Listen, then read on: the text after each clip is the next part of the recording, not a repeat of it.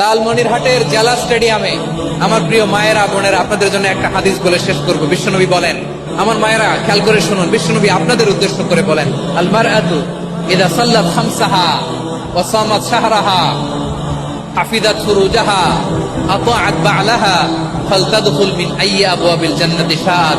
বিশ্বনবী বলেন, ও রমণীরা, ও নারীরা, যে সমস্ত নারী এই চারটা কাজ করবে, এই চারটা কাজের গ্যারান্টি দিবে, তাদেরকে জান্নাতের 8টা দরজার গ্যারান্টি দেয়া হবে। কি চারটা কাজ? 1 নাম্বার, আল মারআতু ইযা সাল্লাত খামসাহা, যে নারী 5 ওয়াক্ত নামাজ পড়ে। কি করে? জেলা স্টেডিয়ামে অবস্থানরত আমার নারীরা বোনেরা, বিশ্বনবী আপনাদেরকে 4টা কাজের কথা বলেছেন, খুব বেশি না। 4টা করলে 8 জান্নাতের দরজা সব খোলা। কোনটা দিয়ে যাবে? যেটা দিয়ে মনে চায়। 1 নাম্বার 5 ওয়াক্ত নামাজ।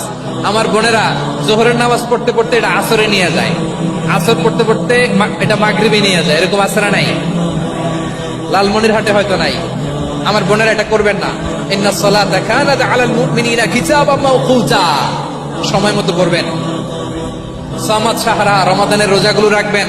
হাফিজাত ফুরুজাহা, যে নারী তার চরিত্রকে হেফাজত করে, তার প্রাইভেট হেফাজত করে, তার লজ্জাস্থান হেফাজত করে।